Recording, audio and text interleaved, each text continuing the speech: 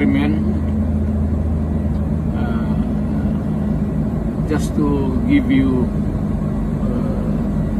the current situation.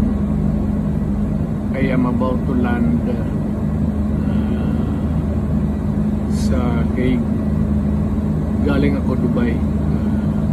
Stopover for it's a long haul, it's a long flight. Okay ako. Do not worry. And I think this is something to do with the law and order noon. At sinasabi ko naman sa mga pulis, military, na trabaho kayo at ako ang managot. So ito na nga, for all of the whatever happened in the past, ako na yung